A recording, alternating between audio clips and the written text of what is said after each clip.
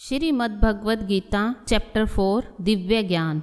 भगवान श्री कृष्ण ने कहा, मैंने इस अमर योग विद्या का उपदेश सूर्य देव विविस्वान को दिया और विविस्वान ने मनुष्य के पिता मनु को उपदेश दिया और मनु ने इसका उपदेश इक्ष्वाकु को दिया। इस प्रकार यह परम विज्ञान गुरु परंपरा द्वारा प्राप्त किया गया और राज ऋषियों ने इसी विधि से इसे समझा, किंतु कालक्रम में यह परंपरा छिन्न हो गई, अतः यह विज्ञान यथा रूप में लुप्त हो गया लगता है। आज मेरे द्वारा वही यह प्राचीन योग यानी परमेश्वर के साथ अपने संबंध का विज्ञान तुमसे कहा जा रहा है, क्योंकि तुम मेरे भक्त तथा मित्र हो, अतः तुम इस विज्ञान के दिव्य रहस्य को समझ सकते हो। अर्जुन ने कहा, सूर्य देव विविस्वान आपसे पहले हो चुके हैं, तो फिर मैं कैसे समझूं कि प्रारंभ में भी आपने उन्हें इस विद्या का उपदेश दिया था।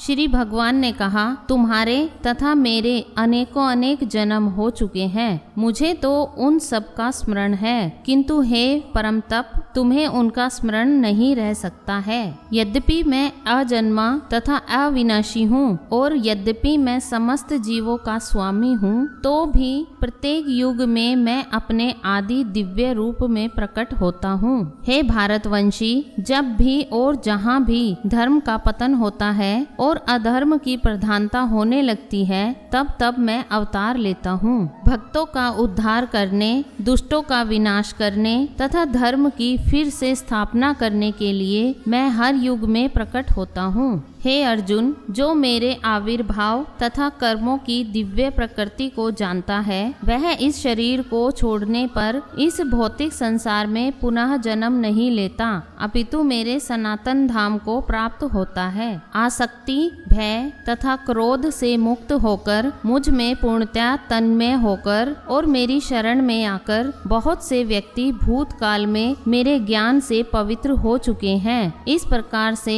उन सबों ने मेरे प्रति दिव्य प्रेम को प्राप्त किया है।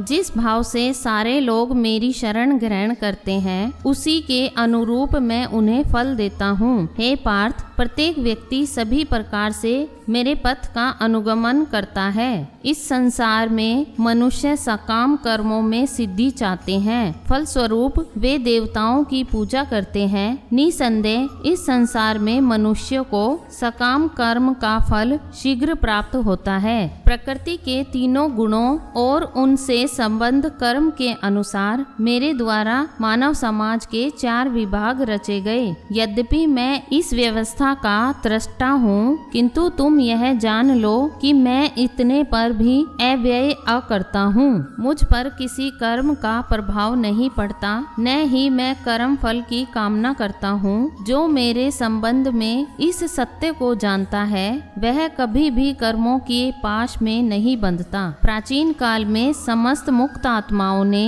मेरी दिव्य प्रकृति को जान करके ही कर्म किया, अतः तुम्हें चाहिए कि उनके पद चिन्हों का अनुसरण करते हुए अपने कर्तव्य का पालन करो। कर्म क्या है और अकर्म क्या है, इसे निश्चित करने में बुद्धिमान व्यक्ति भी मोहग्रस्त हो जाते हैं। अतएव मैं तुमको बताऊंगा कि कर्म क्या है, जिसे जानकर तुम सारे अशुभ से मुक्त हो सकोगे। कर्म की बारीकियों को समझना अत्यंत कठिन है, अतः मनुष्य को चाहिए कि वह यह ठीक से जाने कि कर्म क्या है, विकर्म क्या है और अकर्म क्या है। जो मनुष्य कर्म में अकर्म तथा अकर्म में कर्म देखता है, वह सभी मनुष्यों में बुद्धिमान है और सब प्रकार के कर्मों में प्रवृत्त रहकर भी दिव्य स्थिति में रहता है। जिस व्यक्ति का प्रत्येक प्रयास इंद्रिय तृप्ति की कामना से रहित होता है, उसे पूर्ण ज्ञानी समझा जाता है। उसे ही साधु पुरुष ऐसा कर्ता कहते हैं, जिसने पूर्ण ज्ञान की अग्नि से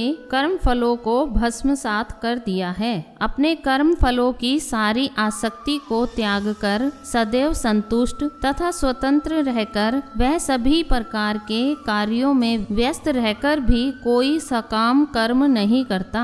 ऐसा ज्ञानी पुरुष पूर्ण रूप से संयमित मन तथा बुद्धि से कार्य करता है, अपनी संपत्ति के सारे स्वामित्व को त्याग देता है और केवल शरीर निर्वाह के लिए कर्म करता है। इस तरह कार्य करता हुआ वह पाप रूपी फलों से प्रभावित नहीं होता है। जो स्वतः होने वाले लाभ से संतुष्ट रहता है, जो द्वंद्व से मुक्त है और ईर्ष्या नहीं करता, जो सफलता तथा असफलता दोनों में स्थिर रहता है, वह कर्म करता हुआ भी कभी बंधता नहीं। जो पुरुष प्रकृति के गुणों के प्रति अनासक्त है और जो दिव्य ज्ञान में पूर्णतया स्थित है, उसके सारे कर्म ब्रह्म में लीन हो जाते हैं। जो व्यक्ति कृष्ण भावना अमृत में पूर्णतः लीन रहता है, उसे अपने आध्यात्मिक कर्मों के योगदान के कारण अवश्य ही भगवत धाम की प्राप्ति होती है, क्योंकि उसमें हवन आध्यात्मिक होता है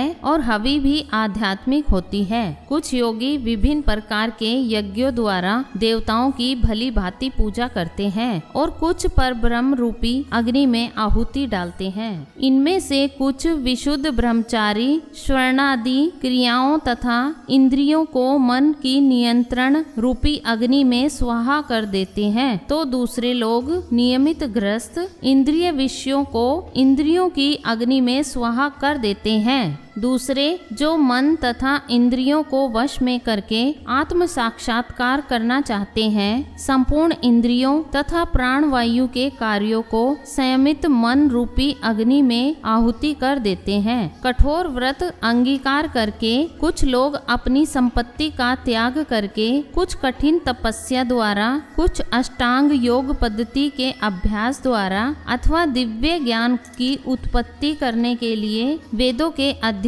द्वारा प्रबुद्ध बनते हैं। अन्य लोग भी हैं जो समाधि में रहने के लिए श्वास को रोके रहते हैं। वे अपान में प्राण को तथा प्राण में अपान को रोकने का अभ्यास करते हैं और अंत में प्राण अपान को रोककर समाधि में रहते हैं। अन्य योगी कम भोजन करके प्राण की प्राण में ही आहुति देते हैं। ये सभी यज्ञ करने वाले यज्ञों का अर्थ जानने के कारण पाप कर्मों से मुक्त हो जाते हैं और यज्ञों के फल रूपी अमृत को चखकर परम दिव्य आकाश की ओर बढ़ते जाते हैं। हे कुरुश्रेष्ठ, जब यज्ञ के बिना मनुष्य इस लोक में या इस जीवन में ही सुख पूर्वक नहीं रह सकता, तो फिर अगले जन्म में कैसे रह सकेगा। ये विभिन्न प्रकार के यज्ञ वेद सम्मत है और ये सभी विभिन्न प्रकार के कर्मों से उत्पन्न है। इन्हें इस रूप में जानने पर तुम मुक्त हो जाओगे। हे परम तप, द्रव्य यज्ञ से ज्ञान यज्ञ श्रेष्ठ है। हे पार्थ, अंततो गत्वा सारे कर्म यज्ञों का अवसान दिव्य ज्ञान में होते हैं। तुम गुरु के पास जाकर सत्य को जानने का प्रयास करो, उनसे विनीत होकर जिज्ञासा करो और उनकी सेवा करो। स्वरूप सिद्ध व्यक्ति तुम्हें ज्ञान प्रदान कर सकते हैं, क्योंकि उन्होंने सत्य का दर्शन किया है। स्वरूप सिद्ध व्यक्ति से वास्तविक ज्ञान प्राप्त कर चुकने पर तुम पुनः कभी ऐसे मोह को प्राप्त नहीं होंगे, क्योंकि इस ज्ञान के द्वारा तुम देख सकोगे कि सभी जीव परमात्मा के अंश स्वरूप है, अर्थात वे सब मेरे हैं। यदि तुम्हें समस्त पापियों में भी सर्वाधिक पापी समझा जाए, तो भी तुम दिव्य ज्ञान रूपी नाव में स्थित होकर दुख सागर को पार करने में समर्थ होंगे। जैसे प्रज्वलित अग्नि ईंधन को भस्म कर देती है,